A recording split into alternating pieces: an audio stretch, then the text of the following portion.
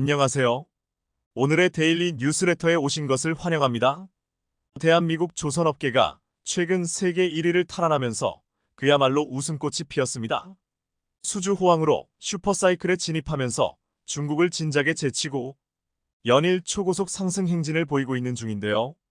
이 같은 기세에 힘이어 미국 함정 사업이 한국에 진짜로 넘어갈 분위기가 형성되자 미국 조선사들이 들고 일어나며 한국 견제에 안간힘을 다 쏟아붓고 있다고 합니다. 게다가 한국의 독자 핵잠 개발 소식까지 더해지며 미 조선사들의 심기를 더욱더 불편하게 하고 있다는데 한국 조선업이 제대로 미친 존재감을 드러냈습니다.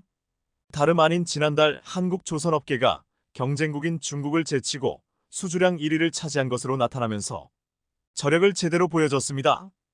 영국의 조선해운 시황 분석기관 클락스 리서치에 따르면 한국 조선업계가 지난달 전 세계 선박 발주량이 40%를 차지한 것으로 나타났습니다. 이는 중국의 24% 점유율을 크게 앞선 것으로 올해 들어 두 번째로 중국을 추월했습니다. 7월 전 세계 선박 발주량은 237만 CGT를 기록했으며 한국 조선소들은 이 가운데 96만 CGT를 수주한 반면 중국은 57만 CGT를 수주하며 2위에 그쳤습니다. 발주 건수로는 중국이 30건으로 한국의 18건을 앞섰지만 총톤수 기준으로는 한국이 우위를 점하며 중국의 콧대를 제대로 부숴버렸습니다. 실제로 수주량은 대수보다 용량이 중요한데 한국 수주 선박의 한 척당 환산 톤수는 53,000 CGT로 중국보다 약 2.8배 큽니다. 이러한 사실은 한국 조선소들이 고부가차치 선박 건조에 주력하고 있음을 보여주는 대목으로 LNG 운반선과 같은 고부가차치 선박일수록 톤수가 크기 때문입니다.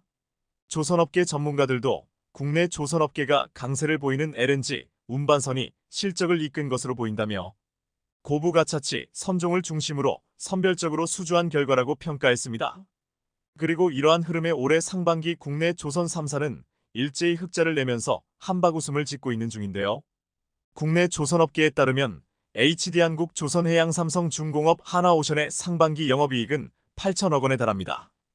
특히나 더욱 기쁜 소식은 이러한 흑자 흐름이 계속될 거라는 사실인데 실제로 최근 성과가 높아지고 있어 우리 조선업계의 활약이 기대되고 있는 상황입니다. 클락스 리서치에 따르면 업황을 가늠하는 지표인 신조선가 지수는 7월 187.98을 기록하는 등 정점에 달한 상태입니다. 역대 최고점인 2008년 9월에 육박하는 등 업계에 따르면 최근 신조선가 지수가 180을 넘어선 게 2008년 이후 처음일 정도로 분위기가 좋습니다. 실제로 하반기 전망은 매우 긍정적으로 이미 조선 3사는 3년치 이상 일감을 확보했습니다. 이번에도 우리 주력인 LNG선 등 고부가차치 선박 위주의 선별 수주 전략을 강화해 나갈 것으로 예상되고 있습니다. 특히나 현재 2억 달러 수준인 LNG선의 인도 가격은 역대 최고 수준에 근접한 신조선가 지수가 상승할수록 조선사 이익으로 돌아오게 되는 만큼 우리 조선업계에 유리한 상황이 지속될 것으로 보입니다. 여기에 더해 최근 카타르로부터 대규모 LNG 운반선 건조 계약이 쏟아지는 등 연이은 수주 소식이 더해지면서 우리 조선업계가 쾌속 순항하고 있는 상황인데요. 실제로 조선업계에 따르면 카타르의 국영에너지 기업 카타르에너지가 우리 돈으로 6조 8,800억 원 최대 20척에 달하는 LNG 운반선을 발주할 예정으로 알려졌습니다. 이런 가운데 납기가 빠른 한국 조선사들이 벌써부터 이 가운데 10대 이상을 수주할 것으로 점쳐지고 있는 상태입니다. 카타르에너지가 원하는 LNG 운반선은 27만 1000큐빅미터인 카타르 차이나막스급인 현존 최대 크기로 길이 344m, 너비 53.6m, 높이 27.2m, 흘수 12m로 알려졌습니다. 카타르에너지는 중국 후동중화조선과 지난 4월 60억 달러 규모 18대의 카타르 차이나막스급 LNG 운반선 건조 계약을 맺은 데 이어 추가로 최대 20척을 더 확보한다는 계획인데요. 이 중 4척은 중국 조선사 중 한 곳이 또 4척은 카타르에너지와 관계가 깊은 한 곳이 조선사 3곳 중 12곳을 선정할 예정으로 한국의 몫이 가장 큽니다. 실제로 발주 물량의 나머지는 HD한국 조선해양, 삼성중공업, 하나오션 등 우리 조선사와 지난 6월부터 협상 중인 것으로 전해집니다. 이렇듯 카타르가 발주 물량 상당 부분을 한국에 맡긴 건 한국 조선사들이 중국 조선사에 비해 월등히 빠른 납기가 가능하다는 점 때문입니다. 카타르 에너지는 LNG 운반선 표준 크기로 자리 잡은 17만 4천 CBM급 열척도 추가 발주할 예정인데 역시 한국 조선사가 수주할 가능성이 높다는 게 업계 전망입니다. 그것도 그럴 것이 한국의 대형 조선 3사는 지난해 말부터 올해 초까지 카타르 에너지 LNG 운반선 44척을 수주할 만큼 이미 신뢰를 쌓은 상태입니다. 숫자만 보면 HD한국 조선해양 17척, 삼성중공업 15척, 하나오션 12척 등으로 모두 17만 6천 CBM급으로 알려졌습니다. 이렇듯 카타르 소식뿐만 아니라 우리 조선업계에 더욱더 반가운 소식이 전해지고 있는데요. 실제로 우리 주력인 LNG 선의 수요가 앞으로도 눈덩이처럼 쌓일 것으로 보이기 때문입니다. LNG 극조 오나물창 독점 특허를 가진 프랑스 가즈트랑스포르 에떼끄니가즈에 따르면 현재 세계 각국에서 진행 중인 LNG 프로젝트는 1억 7천만 톤 규모로 이를 옮기려면 조선소에 발주된 185척의 LNG 운반선 외에 100척이 추가로 필요합니다. 이들 물량이 나오면 하반기에도 한국 조선사들이 LNG 운반선을 더 수주할 가능성이 큰 상황입니다. 더군다나 이제 미국도 군함 건조를 한국에 맡기려는 가능성이 대폭 높아지면서 우리 조선업계가 세계 시장을 완전히 석권하고 있는 상황인데요. 실제로 지난 4월 카를로스 델 토로 미국 해군 장관이 직접 한국 조선소를 둘러보곤 어안이 벙벙했다고 말하는 등 한국의 조선업 역량이 매우 놀랍다고 평가를 내리면서 미국도 인정하고 있다는 사실을 증명했습니다. 그런데 최근 미 해군에서 진짜 한국의 MRO 사업을 맡기려는 신호가 보이자 미 업체에서 대놓고 견제를 하면서 제동을 걸었다는 소식이 전해졌습니다. 조선업계에 따르면 국내 함정 방산 기업들이 미국 함정 유지 보수 정비 MRO 사업에 본격 뛰어들기 위해 얼마 전 미 국방부의 자격평가를 수는 준조롭게 통과했지만 암초를 만났습니다. 다름 아닌 미국 조선사들이 한국의 기세를 꺾기 위해 미 대선을 계기로 압박을 가하면서 한국 조선업계의 진출을 대놓고 반대하고 있는 상황인데요.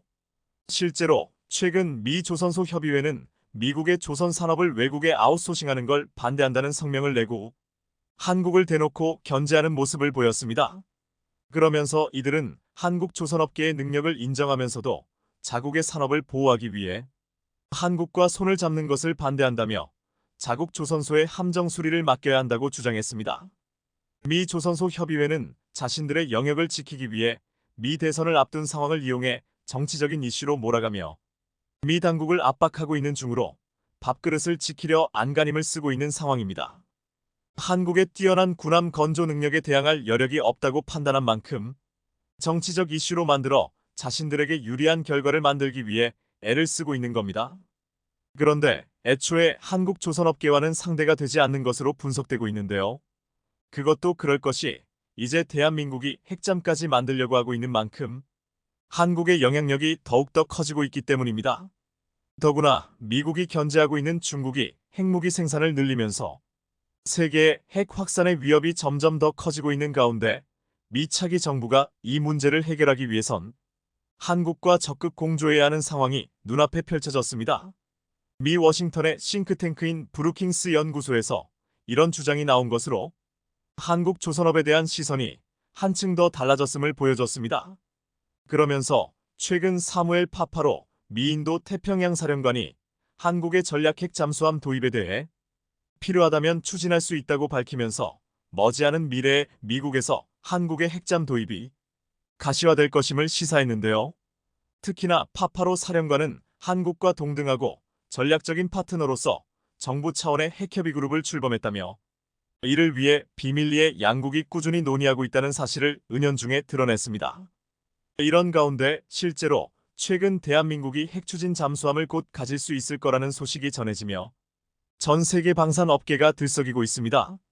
그것도 그럴 것이 그냥 미국 핵잠 도입이 아닌 한국용 핵잠을 만들 계획이기 때문인데요. 앞서 한국은 몇 전부터 핵잠 도입을 추진해왔지만 동맹국인 미국이 우호적이지 않았고 핵 추진을 위한 연료인 우라늄을 확보하는 게 어려워 번번이 무산됐었습니다.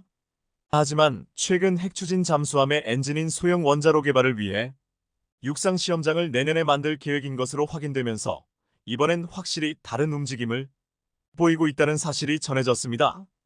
방산업계에 따르면 앞서 우리 정부는 경북 경주 간포읍 일대에 내년 준공 예정인 문무대왕 과학연구소에서 민간 선박용 소형 원자로를 개발한다고 발표했었습니다. 그런데 민간 선박용 외에 군 당국과 방산기업들이 핵 추진 잠수함용 소형 원자로 개발도 추진 중인 걸로 파악됐는데요. 실제로 이에 대해 방산업계 관계자는 핵잠의 엔진인 소형 원자로 개발을 위한 육상 시험장이 문무대왕 연구소에 들어설 것이라며 핵잠용 소형 원자로를 2030년대 초까지 개발할 계획이라고 전했습니다. 사실 불과 몇 년 전에도 미국과 핵잠 도입 논의가 있었지만 연료로 쓰일 우라늄 확보가 관건이었던 만큼 추진이 어려웠지만 이번에는 전혀 다릅니다. 핵잠용 소형 원자로는 우라늄 농축도 19.75%의 전홍축 연료를 사용할 것으로 알려졌는데 농축도 20%가 넘는 고농축 연료는 핵무기 제조에 사용될 수 있어 IAEA의 사찰을 받아야 하지만 전홍축 연료는 대상에서 제외되기 때문입니다. 한국원자력학회에서도 우라늄 235 농축도가 20% 이하인 핵연료에 대해서 연구용 원자로에서 사용할 수 있고 대부분 상업용으로 사용하는데 지장이 없다고 못 박았는데요. 여기에 더해 앞서 말씀드렸던 것처럼 최근 미국의 인도태평양 사령관이 한국의 핵잠 도입에 공개적으로 찬성 입장을 밝힌 만큼 미국이 우호적인 입장을 보이고 있어 분위기가 남달라 보입니다. 대한민국 조선업계의 무서운 질주 이제 시작인 것 같습니다. 최근 한국의 방산 무기 수출이 비약적으로 늘어나자 가장 놀란 나라는 일본입니다. 이에 자신들도 뜬금없이 무려 6세대 전투기를 만들어 수출하겠다며 영국, 이탈리아와 함께 전투기를 개발하기 위해 전에 없이 공을 들이고 있었습니다. 하지만 일본의 조바심과는 전혀 다른 방향으로 전개되고 있습니다. 최근 영국은 일본과의 전투기 공동 개발을 다시 생각해 볼 계획이라며 느긋한 자세를 취하고 뒷짐을 지고 있어 일본의 애를 태우고 있습니다. 대체 유럽에서 무슨 일이 벌어지고 있는 것일까요? 이 장면은 2024년 7월 26일 한창 파리올림픽의 열기가 고조되고 있던 이날 굉장히 충격적인 소식이 전해졌습니다. 바로 NATO군과 러시아의 첫 번째 교전이 발생했다는 소식입니다. 러시아군의 자폭 드론 수십 기가 루마니아 영토에 11km 이상을 기습 침범하자 NATO 회원국인 루마니아군은 대공 방어 시스템을 가동했고 러시아 자폭 드론들과 교전 후 최소 일대를 격추시켰습니다. 러시아가 본격적으로 우크라이나 넘어 NATO 국가를 건드리기 시작한 것인데요. K9 자주포를 포함한 한국산 무기로 무장한 폴란드는 차마 건드리지 못하고 상대적으로 만만한 루마니아를 건드린 것으로 보입니다. 러시아의 이번 도발은 프랑스 파리 올림픽 시즌에 맞춰 진행됐습니다. 세계의 관심을 자신들에게 쏠리게 만들려는 다분히 계산된 행동이었습니다. 이번 러시아와 루마니아와의 교전은 1949년에 NATO가 창설된 이후 최초로 러시아군과 NATO가 교전한 사례였고 유럽에 상당한 충격을 주었습니다. 이렇듯 NATO와 러시아의 교전으로 유럽의 긴장이 감돌고 있는 가운데 실제로 영국 육군 군의 수장은 3년 내 전쟁이 날 수 있다고 언급해 사태의 심각성을 경고하고 나섰습니다. 영국의 신임 육군 참모총장인 롤런드 워커 참모총장은 취임 후 첫 연설에서 영국은 지금 격변의 축으로 인한 위험을 마주하고 있다. 러시아와 중국, 이란 등 적대 세력에 의한 전쟁 위협이 커지고 있다고 말했습니다. 그는 특히 러시아가 우크라이나 전쟁의 결과와 관계없이 우크라이나를 지원한 서방에 보복을 감행할 수 있다고 진단했는데요. 그러면서 다음과 같이 덧붙였습니다. 우크라이나 전쟁이 어떻게 끝나는지는 중요하지 않다. 아마 전쟁 이후 러시아가 객관적으로 혹은 절대적으로 약해질 것이라고 생각하지만 여전히 매우 위험하며 우리가 우크라이나를 돕기 위해 한 일에 대해 어떤 형태로든 보복을 원할 것이다 라고 예상했습니다. 그러면서 워커 참모총장은 중국은 대만 탈환을 노리고 있고 이란은 핵무기를 가지려 할 것이다. 우크라이나 전쟁으로 인해 세 나라 간 무기 거래가 활발해짐에 따라 향후 3년 이내에 이들이 초래하는 위협이 심각해질 수 있다고 우려했습니다.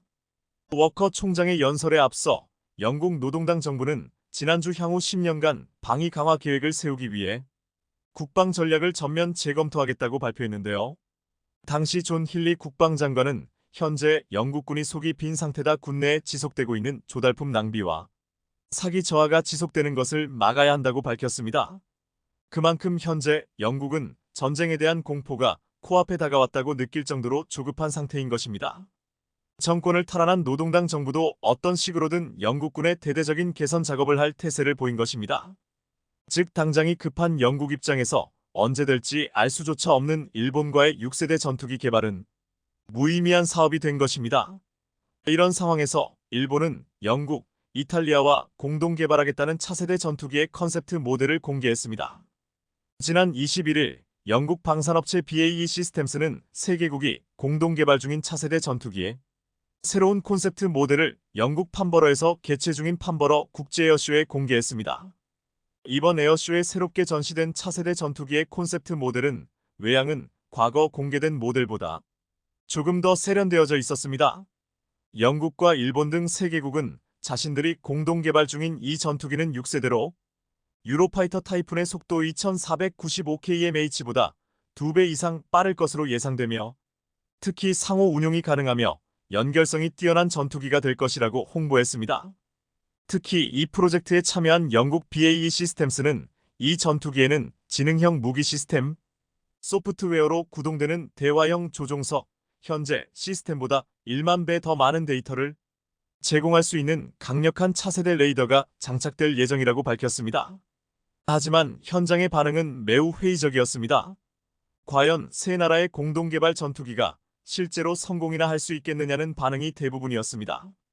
지난해 12월 영국, 이탈리아, 일본은 2035년 실전 배치를 목표로 초음속 성능과 레이더 탐지 능력을 대폭 강화한 6세대 전투기를 공동 개발하기로 합의하고 글로벌 전투항공 프로그램 GCAP 조약에 서명했습니다. 이 프로그램은 과거 영국과 이탈리아가 추진하던 6세대 전투기 개발 계획 템페스트와 이 프로그램은 과거 영국과 이탈리아가 추진하던 6세대 전투기 개발 계획 템페스트와 유로파이터 타이푼 영국 이탈리아과 F2 일본 등을 대체하기 위한 것입니다. 이를 위해 영국 BAE 시스템스, 이탈리아 레오나르도, 일본 미쓰비시 중공업 등 각국의 대표적인 방산업체가 참여하겠다고 했습니다. 그러나 실제 개발되기까지 넘어야 할 산은 한두 가지가 아닙니다. 전투기 개발은 방산 프로젝트 중에서도 비용이 많이 드는 분야로 수십 년 동안 천문학적인 예산이 소요됩니다. 여기에 3국 정부와 여러 기업이 참여하는 대형 프로젝트라 정부 간의 조정 사항이 많을 뿐더러 세 나라가 긴밀히 공조해야 합니다. 그런데 벌써부터 변수가 생겼습니다. 영국은 차기 전투기 개발을 위해 당초 2025년까지 약 3조 5,800억 원을 투자하고 전체적으로 약 21조 5,300억 원을 지출할 계획이었습니다. 하지만 최근 영국 총선에서 집권 보수당이 참패해 정권 교체가 되면서 과거에 약속했던 어마어마한 예산 투입이 실행될지 벌써부터 우려의 목소리가 나오고 있습니다. 영국 텔레그래프 등 현지 언론들은 아예 이렇게 보도하고 있는 중입니다. 일본과 이탈리아와의 협력을 통해 영국의 차세대 전투기를 개발하려는 프로그램이 위기에 처했다. 집권 노동당이 이 3국 공동개발 프로젝트에 자금을 할당하는 것이 러시아의 위협을 해결하는 효과적인 방법이 아니라는 결론을 내릴 수 있으며 전 보수당 국방 관계자도 이 프로젝트가 축소될 것을 우려하고 있다. 이달 초 출범한 노동당 키어 스타머 정부는 지난 14년간 보수당 집권 기간 국방력이 저하됐다며 국방 전략 재검토에 착수했습니다. 그러면서 3국 공동개발 프로젝트가 축소 또는 폐지될 수 있다는 관측이 나오기 시작했는데요. 노동당의 키어 스타머 총리는 판버러 국제에어쇼를 방문한 자리에서 국방 전략 재검토에 템페스트 프로그램이 의제로 포함되느냐는 질문에 이렇게 말했습니다. 나로서는 이것 템페스트 프로젝트가 얼마나 중요한 프로그램인지 확인하는 게 중요하다. 이에 대해 로이터 통신은 이렇게 분석 기사를 내보냈습니다. 영국의 신임 스타머 총리가 전투기 프로그램의 중요성은 확인했지만 국방 전략 전면 재검토와 관계없이 이 프로그램이 계속 진행될 것이라고 보장한 것은 아니라고 설명했다. 영국 텔레그래프도 스타머 총리가 템페스트 전투기 프로젝트에 미래를 보장하지 못했다고 분석했습니다. 영국, 이탈리아의 기술력을 등에 업고 전투기 수출의 길을 가려고 했던 일본의 꿈이 흔들리고 있는 것입니다. 사실 지금 러시아가 가장 두려워하는 것은 언제 개발될지, 진짜 개발될지 아무도 확신하지 못하는 영국과 일본의 차세대 전투기가 아닙니다. 두려워하는 건 한국산 무기입니다. 얼마 전 푸틴은 기자회견을 열고 한국이 우크라이나에 살상 무기를 공급하면 아주 큰 실수가 될 것이라고 강조했습니다. 그런 일이 일어나면 우리는 상응하는 결정을 내릴 것이고 그것은 아마 한국의 현 지도부가 달가워하지 않는 결정일 것이라고 말하기도 했습니다. 그런데 최근 러시아 외무차관은 또다시 한국을 언급하며 이렇게 말했습니다. 명백히 러시아를 겨냥한 어떠한 행동들도 적절한 대응 없이 지나가지 않을 것이다. 러시아는 유독 한국산 무기가 우크라이나에 흘러들어가는 것에 민감하게 반응하고 있습니다. 실전 성능은 물론 검증되었고 물량 생산 능력까지 있는 한국이 우크라이나를 지원하게 된다면 그야말로 악몽이 펼쳐지기 때문입니다. 일본이 3국 공동개발 전투기의 컨셉트 모델을 공개하며 주목받고 싶어서 안달한 이번 판버러 에어쇼에서 한국은 실질적인 핵심 기술을 대거 선보이면서 세계의 이목을 끌었습니다. 일단 한국항공우주산업 KAI는 판버러 에어쇼에서 차세대 공중전투체계를 전시해 눈길을 끌었습니다. KAI는 유무인 복합체계가 적용된 주력 기종과 저궤도 통신위성 기반으로 초연결된 차세대 공중전투체계 NACS를 선보이는 영상을 시연했는데요. 또한 미래 전장에서 탐지 공격 능력과 생존성을 대폭 높이기 위해 KF-21과 FA-50에 무인 전투기유 CAV 및 다목적 무인기를 연동하고 수리온과 LAH의 공중발사 무인기 ALE를 적용한 유무인 복합체계를 공개해 방산 관계자들의 이목을 한국관에 집중시켰습니다. 한화는 이번 판버러 에어쇼에서 첨단 항공엔진 시제품 처음으로 공개했습니다. 한화는 한국형 초음속 전투기 KF-21 및 무인 전투기 등에 탑재하기 위해 추력 1만 5천 파운드 LBF급 이상을 목표로 첨단 항공 엔진을 개발 중인데요. 에어존에는 한화 시스템이 국내 독자 개발에 성공해 지난 5월 글로벌 방산기업 레오나르도와 수출 계약을 맺은 능동형 위상 배열 AESA 레이더도 전시됐습니다. 이곳에서 한화는 경공격기, 무인기, 소형 항공기 등 특성에 맞는 다양한 AESA 레이더를 소개하며 세계 시장을 공략했습니다. 그러자 결국 영국은 한국과 손을 잡았습니다. 한화에어로스페이스는 영국 서리대학교와 글로벌 우주사업 협력을 위한 MOU를 체결했다고 밝혔습니다. 한국형 발사체 누리호를 이용해 영국 위성을 올리는 새로운 사업을 위해 두 기관이 손을 잡은 것입니다. 서리대는 1979년 우주센터 설립 이후 소형 위성을 자체 제작했고 1992년에는 우리나라 최초 위성인 우리별 1호 공동 개발에도 참여한 곳으로서 영국 우주산업의 대표 대학입니다. 이처럼 영국의 찜찜한 태도에 일본이 긴장하고 있는 사이 한국은 글로벌 협력 강화를 위해 불철주야 뛰고 있습니다. 영국은 분명 일본과 차세대 전투기 공동 개발을 원했습니다. 하지만 불과 2년 사이 영국의 분위기는 180도 달라졌습니다. 그만큼 국제 정세가 급변하고 있다는 이야기입니다. 한때 국제 정세는 그저 뉴스로만 보고 듣게 되는 먼 이야기로 느껴졌지만 지금은 결코 아닙니다. 최근 들어 러시아, 중국, 이란, 이스라엘 등 불안정한 정세를 가진 국가들의 결정이 실제 우리의 삶에 직접적인 영향을 끼치고 있습니다. 대한민국 대표 이코노미스트 홍춘욱 박사는 얼마 전 이런 이야기를 했습니다. 패러다임 시프트, 대전환의 시대가 찾아왔다. 팬데믹 이후 세계를 덮친 메가 트렌드와 정치 세력의 변화는 각국의 불을 재편하며 개인의 계급 사다리까지 뒤바꾸는 위협이자 기회가 되었다.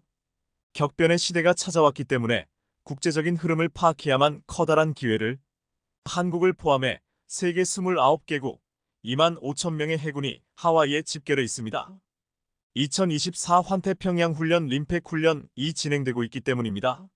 수상함 40척, 잠수함 3척, 항공기 150여 대가 참가했고 한국은 이지스 구축함 율곡 2함 DDG 7,600톤급, 구축함 충무공 이순신함 DDH 24,400톤급, 상륙함 천자봉함 LST 24,900톤급, 손원 1급 잠수함 이범석함 SS 21,800톤급이 참가했는데요. 그런데 추가로 참가한 6대가 있습니다. 바로 상륙 돌격 형장갑차 KA-AV1입니다.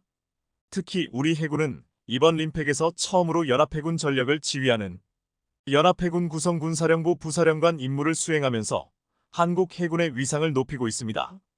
지난 10일 하와이 카네오해에 위치한 미 해병대 기지에서는 한국과 미국, 페루의 해병대가 분대 기동사격 훈련을 실시했습니다. 해병대는 연합상륙작전 수행 능력 배양을 목표로 굵은 땀방울을 흘렸고, 참가국 지상군과 수색 정찰 훈련, 고무보트 IBS 기동훈련, 정글 생존 훈련, 기동사격 훈련, 상륙 돌격장갑차 KA-AV 기동훈련 등을 해방대 숨돌릴 틈 없이 펼쳤습니다. 그런데 특히 이번 림팩에서 눈에 띄는 것은 한국형 상륙 돌격장갑차 KA-AV입니다. 이번 림팩에 상륙 돌격장갑차를 보낸 국가는 우리나라가 유일합니다. 한국 해병대는 이번 림팩 기간 동안 연합 상륙작전 수행 능력 숙달에 중점을 두고 참가국 지상군들과 수색 정찰 훈련, 고무보트 IBS 기동 훈련, 정글 생존 훈련, 상륙 돌격장갑차 KA-AV 기동 훈련 등을 실시할 예정입니다. 특히 한국의 상륙 돌격장갑차 KA-AV의 실전 모습에 많은 이들의 눈길이 쏠릴 것으로 기대됩니다. 상륙작전은 적지의 해상으로 상륙해 돌격하는 공격작전입니다. 작전 초기에 적 해안의 교두보를 확보해야 하는 상륙작전은 최근에 지상과 해상, 공중에서 동시에 이루어지는 입체적 상륙작전으로 발전했습니다. 그리고 적의 해안으로 가장 먼저 들어가는 것이 바로 상륙 돌격장갑차 KA-AV입니다. 전쟁에서 상륙작전의 중요성은 설명할 필요도 없을 정도로 엄청납니다. 그리고 점점 더 정교한 상륙작전이 필요해지면서 필요에 의해 더 상륙 돌격장갑차도 업그레이드 되곤 했습니다. 전쟁에서 상륙작전의 개념을 근간으로 완전히 뒤바꾼 혁신적인 무기체계 중 하나가 바로 태평양 전쟁을 통해 등장하기 시작한 LVT입니다. LVT가 개발되기 전에 상륙작전에는 주로 상륙주정의 CVP 랜딩 크래프트, 퍼서넬이 사용됐습니다. 길이 11m, 폭 3.3m의 덮개 없는 상자 모양을 한 LCVP는 앤드류 히긴스가 1926년 강 하류나 얕은 해변에서 사용하도록 제작한 유레카라는 보트가 시발점입니다. LCVP는 상륙작전에서 병력과 장비들을 해안으로 수송하는 역할을 담당했습니다. 그런데 미 해병대가 이보다 더 주목한 것은 도널드 로블링이 개발한 악어라는 수륙 양용 트랙터 앰피비언 트랙터였습니다. 도널드 로블링이 개발한 악어는 1928년 플로리다 지방에서 잦은 태풍으로 많은 희생자가 발생하는 것을 차단하고 이들을 구하기 위해 육상과 해상, 늪지대를 모두 주행할 장비를 만들려는 데서 시작했습니다. 이 수륙 양용 트랙터가 LVT의 랜딩 비컬 트랙트를 거쳐 현재 상륙 돌격장갑차 ASSULT 앰피비어스 비컬로 발전했는데요. 수륙 양용 트랙터는 1820명의 병력을 타고 해상에서 시속 14km, 육상에서 시속 24km로 주행할 수 있었고, 태평양 전쟁 최초의 상륙작전인 과달카날 상륙작전 1942에 처음 출전했습니다. 이후 함정에서 해안까지 보급품을 수송하는 용도로 활용하다 효용성을 인정받아 성능 개량을 통해 병력 수송 및 공격용으로 개조됐습니다. 그러나 LVT1과 LVT2는 탑승한 병력들이 곧바로 하차해 돌격할 수 있는 문 같은 램프가 없는 탓에 무장한 병력들이 뛰어내려야 하는 단점이 있었고, 그래서 상륙 후 육상 돌격 작전을 곧바로 진행하기 위해서는 보완이 필요했습니다. 그래서 보완된 것이 바로 1984년 미국 해병대의 상륙 돌격 장갑차 어솔트 앰피비어스 VHICL이었고, 미 해병대는 이를 AAV라 부르기 시작했습니다. 한국은 한국형 AAV라는 의미로 KAAV로 부르고 있습니다. 한국형 상륙 돌격 장갑차 KAAV는 병력 수송용 KAAV P7A1, 지휘용 KAAV C7A1, 군안정비용 KAAVR 7A1 이렇게 세 가지로 운용되는데, 이 가운데 병력 수송용으로 가장 많이 운용되고 있는 것이 KAAV P7A1입니다. 상륙 돌격장갑체 KA-AV는 물과 땅을 가리지 않고 달릴 수 있는 것이 가장 큰 장점인데요. 육지와 수상 주행이 모두 가능한 전전후 무기체계로 상륙함에서 발진해서 적 해안의 상륙군 안전하게 수송하는 임무를 담당합니다. 전시의 함정에서 적의 해안으로 상륙해 내륙 목표 지점까지 병력과 장비, 보급품을 수송하는 상륙 돌격장갑차는 해상 전투를 비롯해 부가장갑 보호킷 부착을 통한 방호력 증대로 육상에서도 전투 및 기계화 작전 수행이 가능한 전천후 장갑차로서 우리 해병대의 핵심입니다. KA-AV는 한국군 전체에서 유일하게 해병대만 보유하고 운용 중이라는 점에서 해병대의 핵심 전력이라 자부하고 있습니다. 상륙 돌격장갑차가 물 위를 자유롭게 누빌 수 있는 것은 차량 후방의 좌우측에 장착된 해수추진 장치 덕분입니다. 또 아랫갑판에 장착된 4개의 배수 펌프가 분당 400m의 물을 내부에서 외부로 배출해줘 수상에서 안전하게 주행하는 것이 가능합니다. 물론 내부와 외부가 접촉되는 부분이 고무 패킹으로 감싸져 있어 평소에도 물이 들어오지 않도록 설계되어 있습니다. 상륙 돌격장갑차는 측면 장착된 부가장갑 보호키트 EAAK로 승무원과 상륙군을 적의 공격으로부터 보호하고 육상에서도 보병을 지원하며 전투에 참가합니다. 국내에 상륙 돌격장갑차가 처음 도입된 것은 1998년 당시 하나테크원이 BAE 시스템과 계약해 기술 도입 방식으로 국내에서 면허 생산을 하면서부터였습니다. 그리고 지금 우리 해군이 보유한 아시아 최대 규모의 강습 상륙함인 독도함은 KA-AV-7대를 탑재할 수 있습니다. 한국은 상륙 돌격장갑차 생산의 노하우가 쌓이면서 2016년 하나테크인이 600억 원 규모의 필리핀 상륙 돌격장갑차 도입 사업을 따냈는데요. 주목할 점은 한국형 상륙 돌격장갑차 원 제작사인 BAE 시스템을 누르고 하나테크원이 공급 사업자로 선정되었다는 점입니다. 현재 한국 해병대는 28,000여 명 2개 사단급 규모로 200대의 KA-AV-7을 운용하고 있는데요. 반면에 일본은 2018년에 해병대인 수륙기동단을 창설했지만 2,200명으로 1개 여단급 규모의 AAV-7 52대를 운용하고 있습니다. 특히 현재 주력인 KA-AV-P7A1은 막강한 화력과 최신 보호장갑, 지휘, 통제, 병력 화물 수송 능력을 갖추고 있다는 평가를 받고 있는데요.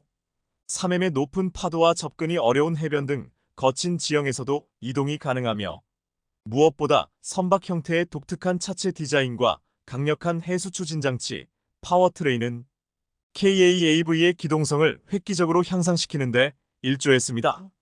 장착된 무장으로는 포탑에 12.7K6 중기관총, 40K4 고속 유탄 기관총이 있습니다. 한국은 특수목적 장갑차인 만큼 KA-AV 운용 인력도 소수정예로 선발해 운용하고 있으며 해병대 1사단과 2사단을 포함해서 단 40명만 최종 선발되는데요. 이런 정예 요원들이 이번 림팩에서 한국 해병대의 기상을 뽐낼 것입니다. 한편 이번 하와이 미 해병대 기지에서 열린 한국 해병대 분대 2팀과 미 해병대원들의 훈련은 돌발적으로 가상의 적을 만나는 상황을 가정해 진행됐는데 한국 해병대원들은 사격 명령에 따라 팀워크를 맞추며 고도의 사격수를 보여주었습니다. 이날 한국과 미국, 페루 해병대 장병 90여 명은 각각 40발의 실사격을 진행했는데요. 이 훈련에서는 갑자기 전방에 사람을 모사한 표적이 튀어나왔고 좌우로 움직이거나 팝업처럼 순식간에 등장해 경계를 늦출 수 없었지만 분대원들은 얕은 진지 밑에서 포복으로 자신을 은엄패한 후 목표물이 나타나자 KC-1 소총을 사격해 제압했습니다. 특히 한국 해병대원들이 사용한 2.1 소총은 K2 소총의 개량형으로 야전에서 더욱 정확성을 발휘했습니다. 1984년 K2 소총이 대한민국 국군의 제식화기로 채택된 이후 지난 2014년 S 언드 티모티브와 육군본부는 K2 소총의 대를 이을 개량형 소총 개발에 착수했고 그 결과물이 바로 지금 한국 국군이 사용하는 KC-1 소총입니다. KC-1의 C는 총기의 형상이 개량됐다는 의미인데요. 성능적 개량이 있었을 때는 A 재질이 변경되면 B를 붙입니다. KC-1의 핵심 변경 포인트는 총열 덮개부터 위 총몸까지 이어지는 피카티니 레일과 탈부착형 가늠자, 조절형 접철식 개머리판입니다. 새로운 개머리판은 3단일 때 현재와 길이가 같으며 5단까지 늘리면 전장이 1014로 K 소총의 970보다 더욱 길어져 예전보다 커진 신세대 장병들의 평균 체격에 알맞게 조절할 수 있습니다. 또 조절 스위치가 개머리판 안쪽에 위치하는 폐쇄형 디자인을 채택해 충격으로 인해 개머리판 길이가 제멋대로 변하거나 고장나는 현상을 방지했습니다. 휴대성 향상 효과로 호평을 받는 K 소총의 개머리판 측면 접철 기능은 그대로 물려받았습니다. 이번 림팩 훈련에서 한국 해군은 뛰어난 작전 수행 능력과 사격 실력을 보여주었는데요. 특히 작전에 투입되면 육상과 해상에서 신속하고 정확하게 임무를 수행하는 한국형 상륙 돌격 장갑차의 뛰어난 성능과 KC-1 소총으로 적을 백발백중 명중시키는 한국 해병대의 기량을 본다면 아마 림팩에 참가한 국가들은 K9 자주포와 K 전차, 다연장 로켓뿐 아니라 한국 방산의 뛰어난 무기들이 폴란드는 아마 자신들이 다음 침공 대상이라는 점을 깨닫기 시작했을 것이다. 지난 1월 푸틴의 측근 주라블요프 총재가 러시아 국영 TV 토론 프로그램에 나와 러시아가 우크라이나에 이어 폴란드와도 전쟁을 벌일 수 있다고 말했습니다. 그러면서 스웨덴도 러시아와 전쟁을 준비하고 있고 발칸반도 국가들도 마찬가지라며 이들 국가들까지 위협했습니다. 또한 폴란드군 현대화와 개혁의 이반자 2018년부터 작년 말까지 국방장관을 지냈던 마리우시 부아슈차크는 지난달 11일 영국 더 타입스와 인터뷰에서 우리에겐 러시아를 저지할 수 있는 시간이 3년밖에 없다라고 말했습니다.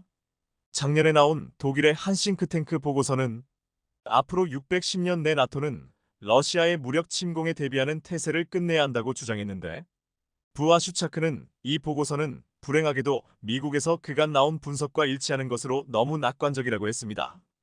그러면서 나토의 동부 전선을 차지하는 국가들에겐 3년의 여유밖에 없다고 말했습니다.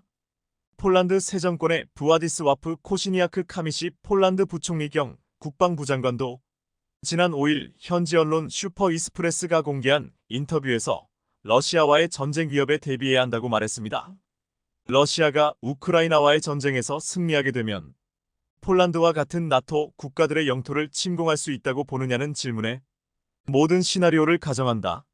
그중 질문받은 최악의 시나리오를 가장 심각하게 받아들인다며 이것은 오늘날 우리가 처한 상황에서 국방장관이 해야 할 역할이라고 말했습니다. 이런 상황 속에서 지금 폴란드에서 벌어지고 있는 군사훈련 드래곤 24에 대한 관심이 집중되고 있습니다. 드래곤 24는 냉전 이후 나토 최대 규모의 훈련으로 미국, 독일, 영국, 프랑스 등 총 31개 나토 회원국 전체와 차기 회원국인 스웨덴의 병력까지 총 9만 명이 참가하고 있습니다. 먼저 9개국에서 약 20.000명의 병력과 3.500개의 무기가 참여했는데 폴란드, 리투아니아, 벨로루시, 러시아 간의 전략적 관문인 수바우키 게베스 UWATKI 갭 주변을 포함하여 동맹의 억지력과 방어 능력을 테스트하기 위해 폴란드 북부에서 훈련하고 있습니다. 이번 훈련에는 폴란드 제11 기갑 기병사단이 주력으로 배정됐으나 특수부대, 공군, 해군, 영토방위군도 참여하고 NATO의 강화된 전방 주둔 전투 그룹 폴란드도 참여하고 있습니다. 이 훈련의 중심에 선 폴란드군은 훈련에 참가시키기 위해 최정의 기갑 무기들을 이동시켰는데 이동 중에 눈에 띄는 마크가 보였습니다. 바로 K 전차의 그려진 흑표 마크였습니다. 공개된 영상에서 러시아의 위협에 대항하고자 한국에서 긴급 도입한 K2 흑표 전차가 급히 훈련장으로 옮겨졌습니다. 마치 영상을 보면 전쟁터에 급히 공수되는 핵심 전력처럼 여겨졌습니다. 그런데 한 영상에서 수송기를 비롯해 미사일 발사기, 곡사포, 박격포 등 모든 무기들이 옮겨지고 있는데 여기에 K 전차는 보이지 않았습니다. 하지만 일시간 후 K 전차는 방향이 다른 곳으로 향했는데 숲속으로 신속히 긴급 배치되는 영상이 올라왔습니다. 험한 지형에 강하고 가볍고 힘이 좋은 K 전차는 폴란드 최전선에 배치된 핵심 전력인데 이번 훈련에서도 산지나 숲속에 배치되어 러시아의 위협에 대응하는 훈련을 하고 있었습니다. 한국산 K 전차는 러시아에게는 공포이고 유럽에는 게임 체인저가 될 것이라고 했는데 이날 훈련에서도 K 전차의 존재감은 압도적이었습니다. K 전차는 야지에서 시속 50km로 이동하면서 2km 이상의 목표를 정확하게 공격할 수 있지만 러시아의 주력 전차 T-72는 사격 통제 장치 성능이 떨어져 이동 중에 적의 전차를 사격할 수 없고 야간 조준경이 현격하게 떨어져 어두워지면 싸울 수 없을 정도입니다. 이에 T-72를 가지고 폴란드 지형으로 밀고 들어오면 산악 지역과 숲속에 배치된 K 전차에 초전박살날 것이라고 했습니다. 지금 나토의 많은 국가들은 K 전차, K 구자 주포 등 한국산 무기를 빠르게 도입해 최전방에 배치한 폴란드를 믿는 분위기입니다. 이런 상황 속에 폴란드는 새로운 정부가 들어서면서 한국과의 무기 계약을 재검토하겠다고 했지만 지금 분위기가 완전히 달라지고 있습니다. 최대 30조가 되는 폴란드 무기 수출 2차 계약이 한국에서 대출 보증이 되지 않아 무산될 것이라고 했는데 최근 국회에서 수은법 개정안이 통과되면서 무기 수출이 예정대로 이뤄질 것이라는 전망이 나오고 있습니다. 이를 통해 무기를 수출하려는 한국의 방산기업들도 한숨을 돌렸지만 지금 시급하게 무기 조달이 필요하다는 것을 깨달은 폴란드 새 정부도 환영의 뜻을 밝히고 있습니다. 지난 2월 폴란드 국방부 대변인은 한국 측과 체결한 집행 계약이 규정대로 이행되고 있으며 군사 장비가 체계적으로 폴란드에 인도되고 있다는 점도 강조한다라고 발표했습니다. 앞으로 한국과의 계약을 예정대로 이행하겠다는 뜻이었습니다. 지금 폴란드가 무려 1000대나 도입하겠다고 선언한 K 전차는 새로운 업그레이드를 한다고 해서 전 세계의 주목을 받고 있습니다. 이미 한국에게서 1000대 도입 계약을 한 폴란드가 최후 승자가 될 것이라는 말까지 나오고 있습니다.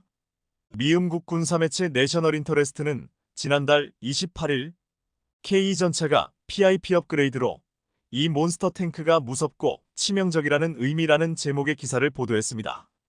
미국산 에밀 에이브럼즈, 독일산 레퍼드, 영국산 챌린저가 오늘날 가장 잘 알려진 탱크 이름이지만 한국의 K 블랙팬서를 무시해서는 안 된다고 했습니다. 실제로 많은 분석가들은 이 주력 전차 MBT가 현역에 투입된 동급 최고의 전차라고 주장하고 있다고 했습니다. K 블랙팬서는 이미 강력한 플랫폼이지만 업그레이드된 K PIP 변형은 훨씬 더 나은 성능을 발휘할 것으로 예상된다고 했습니다. 새로운 설계에 포함된 향상된 기능 중 일부는 업그레이드된 반능 동형 8현가 장치, 고해상도 지형 스캐닝 시스템, 하드킬 대미사일 시스템, 비폭발 반응 장갑, 그리고 장갑과 차량의 화력과 잠재적인 탑재량을 향상시키는 새로운 전열 화학총이 있다고 했습니다.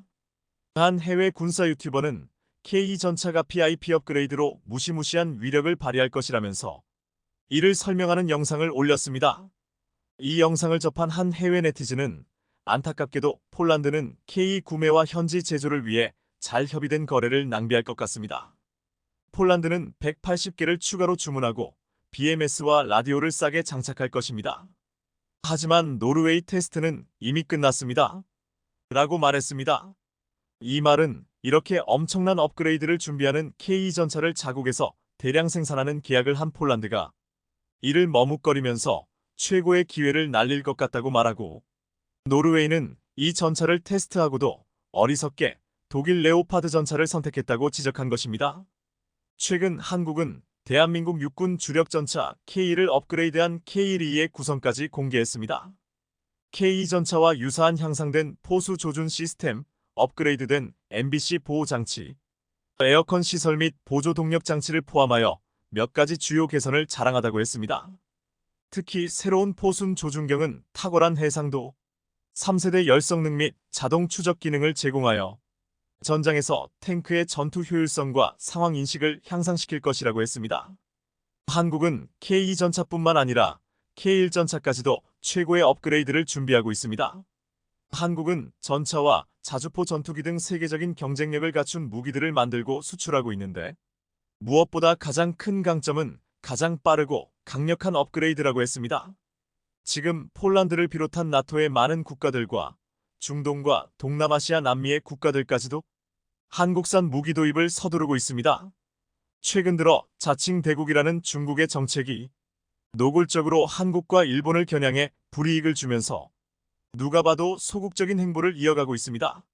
한국, 미국, 일본 등을 포함해 전 세계 16개 국가에서 중국발 대규모 확산을 이유로 중국 입국자에 대한 검역 강화와 입국 제한을 유지하고 있지만 중국에선 한국과 일본만 콕 집어 비자 발급을 중단하는 조치를 내리는 등 주변국 길들이기에 나섰다는 전망입니다.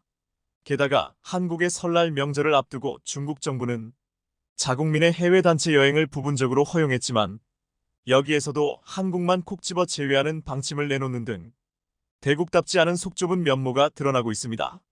그런데 이러한 보복 조치로 한국에서 입국을 막은 지 불과 열흘 만에 중국 측에선 한국의 기업과 중요한 계약이나 협상을 할 수 없게 되어 산업계 전반적인 위기를 맞이하고 있다는 소식입니다. 기존에 알려진 바에 따르면 중국 시장은 워낙 크기에 어떤 산업군이라도 자급자족이 가능하다는 인식이 있었지만 최근 중국이 키워가는 가장 핵심적인 산업 분야에 한국의 도움이 없으면 안 되는 분야가 나오고 있는데요. 얼마 전까지 역대급 호황기를 자랑하던 메모리 반도체 분야는 2022년 단 몇 개월 사이 급격한 냉각기에 접어들면서 주요 메모리 업계는 긴축 경영을 이어가고 있습니다. 메모리 반도체는 한국의 삼성과 SK하이닉스가 전 세계 점유율의 70% 이상을 차지하고 있기에 그만큼 우리나라 경제에 작용하는 영향이 크지만 우리나라만큼이나 영향을 많이 받는 곳은 바로 중국입니다.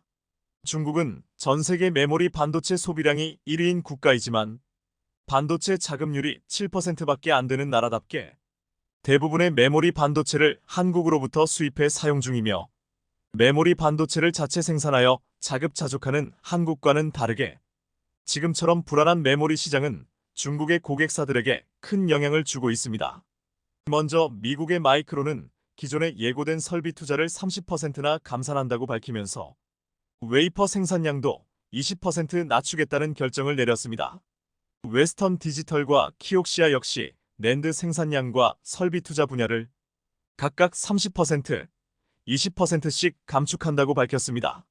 우리나라 SK하이닉스는 예고된 설비 투자의 50%를 감축한다는 발표를 하며 가장 큰 폭의 감축을 예고했는데요. 특히 2022년 4분기엔 1조 원이 넘는 적자를 보면서 엄청난 영업 손실을 기록해 시장에 충격을 주고 있습니다. 경기 침체에 따른 반도체 수요가 감소해 가격 하락에도 영향을 주고 있으며 반도체 재고는 쌓여가고 있어 감산을 결정할 수밖에 없는 상황인데요. 사실 메모리 반도체의 이런 사이클은 주기적으로 반복되는 경향이 있어 업계에선 매우 익숙한 현상입니다.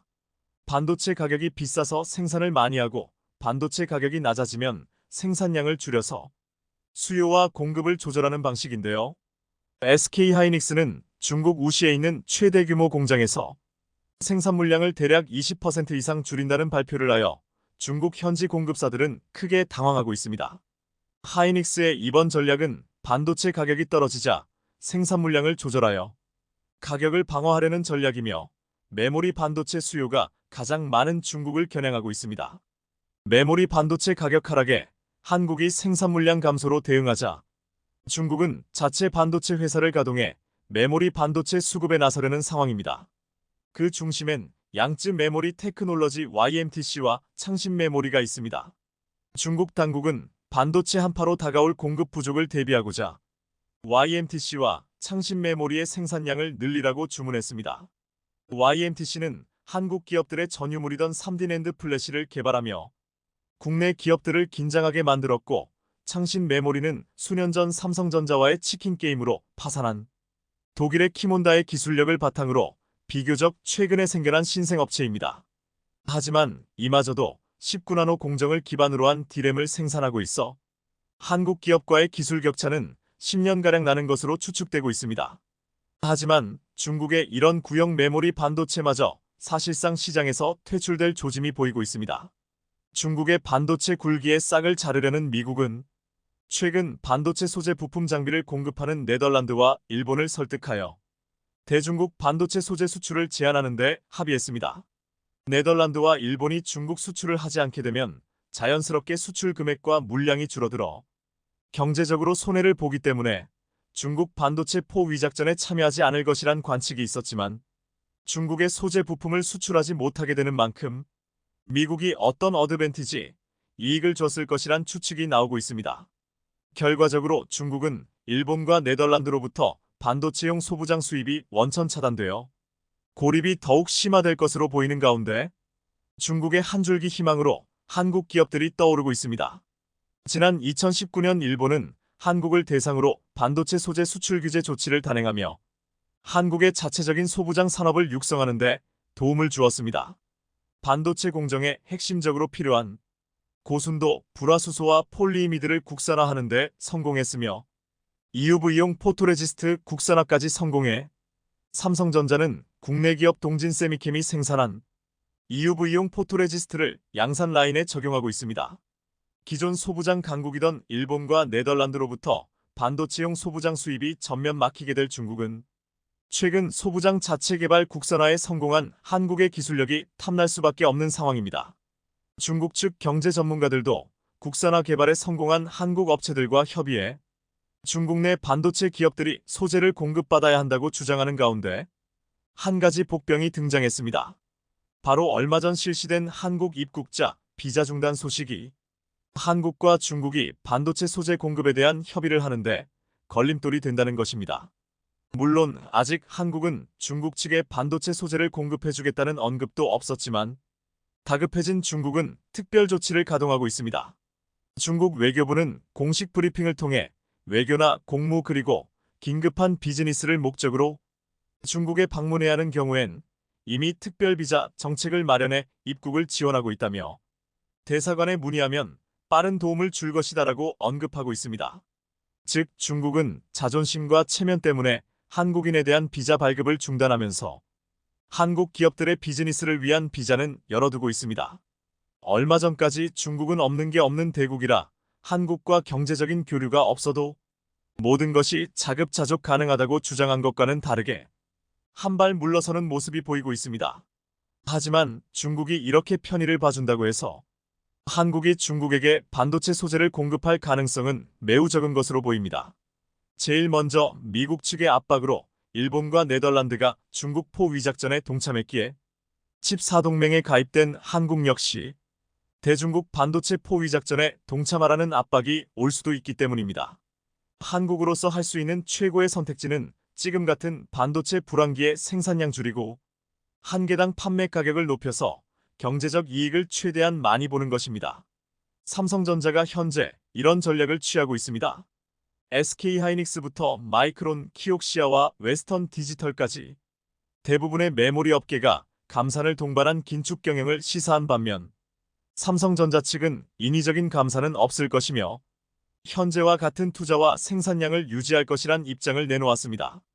대신 중국에 공급되는 3D 낸드 플래시 가격은 기존보다 10% 인상하는 초강력 결정을 내렸는데요. 현재 반도체 생산 과다로 인해 시장 가격이 폭락하고 있는 상황에 중국에 공급되는 3D 낸드 가격을 10% 인상한다면 중국 측 공급사가 받아들이는 인상 금액은 10%가 아니라 20% 내지 30% 이상이 될 수도 있다는 것인데요. 예를 들어 반도체 가격이 전반적으로 하락했는데 기존 공급 가격만 고수해도 사실상 하락한 만큼의 가격 인상 효과가 있다는 것입니다. 하지만 미국의 반도체 제재로 생산과 공급의 차질을 겪고 있는 중국은 삼성의 반도체가 아니면 도저히 메모리 수급을 맞출 수 없는 상황이라 삼성의 제품이 아무리 비싸더라도 울며 겨자 먹기로 계약을 할 수밖에 없는 상황입니다. 그런데 여기에 또 하나의 악재가 나왔습니다. 시진핑 주석이 집권한 이후 200조 원 이상 투입된 반도체 굴기 예산이 머지않아 중단될 것으로 보이기 때문입니다. 중국 정부는 2025년까지 1조 위안 우리 돈 180조 원가량을 투입해 반도체 자금률 70%를 달성하겠다는 목표를 세웠지만 10년 넘게 막대한 예산을 쏟아부었는데도 불구하고 이렇다 할 결과가 나오지 않는 것은 물론 미국과 유럽의 반도체 제재로 그동안 반도체에 투자했던 모든 것들이 모래성처럼 무너지고 있다는 것입니다. 중국 측 기업들의 연구개발 성과가 부진한 것도 있지만 워낙 대규모의 자금이 투입되는 사업이다 보니 중국 측 고위 관리와 반도체 업체 간의 유착이 발생해 천문학적인 보조금을 빼돌리는 일들이 빈번하게 일어나고 있다는 보도가 나왔습니다. 중국이 지난 10년간 막대한 보조금을 지급한 칭화윤리는 얼마 전 유동성 위기로 파산해 법정 관리에 들어갔고 아무도 칭화윤리를 인수하지 않아 결국 국유화되는 결말을 맞이했습니다. 자본이 넘쳐난다고 생각했던 중국은 3년에 가까운 코로나 대응으로 많은 예산을 소진했으며 추가적으로 미국과의 금리 차이로 인한 자본 유출 방어에도 막대한 외화를 소진한 것으로 드러났습니다. 여기에 중국 건국 이래 사상 최대 규모의 부동산과 건설업 위기를 맞이하고 있어 중국 정부도 예산 집행에 한계를 느끼고 있습니다. 막대한 자본을 쏟아부으면 무엇이든 할 수 있을 줄 알았던 중국은 미국과 국제사회의 제재에 반도체 자금률의 꿈은 점점 더 멀어져 가고 있습니다. 2023년 현재 7%에 달하는 반도체 자금률은 2025년이 되어서도 10%가 안 될 것이란 전망이 우세하며 여전히 중국에서 필요한 90%가량의 반도체는 한국과 대만으로부터 수입하게 될 것입니다. 상황이 이렇다 보니 중국이 대만 무력 통일에 더욱 목말라 있는 상황이기도 합니다. 대만은 한국과 어깨를 나란히 하는 세계적인 반도체 생산지로 현재도 중국 기업의 절반가량이 대만으로부터 반도체를 공급받고 있기 때문입니다. 최근 한국 비자를 중단하며 입국을 막던 중국이 자국 산업이 위기를 겪자 시청해주셔서 감사합니다.